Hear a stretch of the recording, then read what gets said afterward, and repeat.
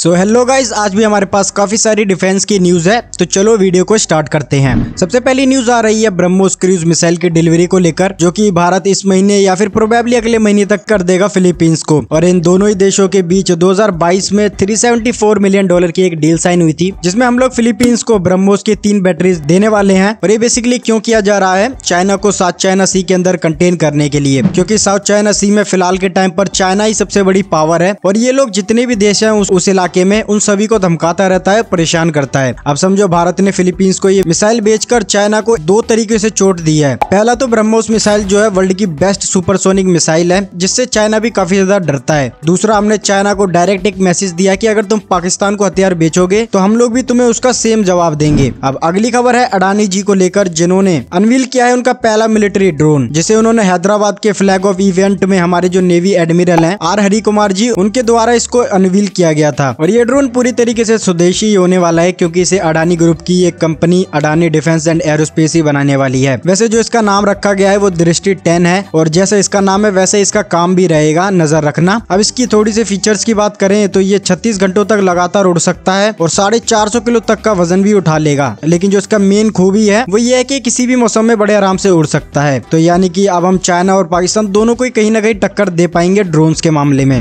अगली न्यूज है हमारे रक्षा मंत्री राजनाथ सिंह जी की यूके की ट्रिप को लेकर, जहां उन्होंने मुलाकात की यूके के डिफेंस मिनिस्टर से, जिसके बाद जो ब्रिटेन ने स्टेटमेंट रिलीज करी है कि ये लोग भी अब इस साल के एंड तक या फिर 2025 तक अपनी जो लिटोरल रिस्पांस ग्रुप है उसे इंडियन ओशियन में तैनात करेंगे। अब जो इस ग्रुप की बात करें तो इसमें यूके 2 वॉरशिप और अपना एक एयरक्राफ्ट कैरियर भी भेज सकता है। अब वैसे तो ये दोनों देश ही एक बात बोल रहे हैं कि इस कदम से जो यूके और इंडिया के संबंध काफी ज्यादा अच्छे होंगे, साथ ही दोनों देशों के बीच में साझेदारी बढ़ेगी। लेकिन इसका एक और सबसे जो बड़ा मेन रीजन है वो है चाइना, क्योंकि ये बात तो सबको पता ही है कि चाइना ताइवान पर आज नहीं तो कल अटैक करेगा। और ये जितने भी देश हैं वो चाइना को कहीं ना कहीं इनडायरेक्टली मैसेज दे रहे हैं कि अगर ताइवान पर अटैक हुआ तो फिर चाइना के लिए बिल्कुल भी अच्छा नहीं होने वाला। अब मेन बात तो यहाँ पे ये है क्योंकि चाइना है जो वर्ल्ड की सबसे बड़ा सिलिकॉन चिप मैन्युफैक्चरर है, और अगर ताइवान पर अटैक हुआ तो मानो वर्ल्ड की जो इकोनॉमी है उसको $10 ट्रिलियन का लॉस हो जाएगा। तो अभी तुम देख ही रहे होगे कि जितने भी वेस्टर्न कंट्रीज हैं वो इंडियन ओशियन और इधर ताइवान की तरफ अपनी प्रेजेंस को बढ़ा रहे हैं। बाकी तो होप करते हैं कि ऐसा ना ही हो तो ही अच्छा रहेगा। बाकी तुम्हें याद दिलाना चाहूंगा यार कि वीडियो को तुम लाइक जरूर कर दो और चैनल को भी सब्सक्राइब कर देना, ताकि हम आपके लिए ऐसी वीडियो लाते रहें। अगली खबर है इंडियन आर्मी की भर्ती को लेकर। तो जब से कोरोना स्टार्ट हुआ था उन 2 सालों में बिल्कुल भी रिक्रूटमेंट नहीं हुई थी इंडियन आर्मी की, जैसा आपको पता ही होगा। और जब ये स्टार्ट हुई तो फिर अग्निवीर स्कीम के तहत ही हुई है, जिसमें 4 साल के लिए भर्ती रहेगी। इसके बाद बस 25% को ही परमानेंट किया जाएगा। और अगर तुम मुझे फॉलो करते हो पहले से, तो मैंने तुम्हें पहले भी कहा था कि सरकार ये जान कर रही है, क्योंकि अगर तुम भारत का डिफेंस बजट देखोगे तो वो 2023 में $73 बिलियन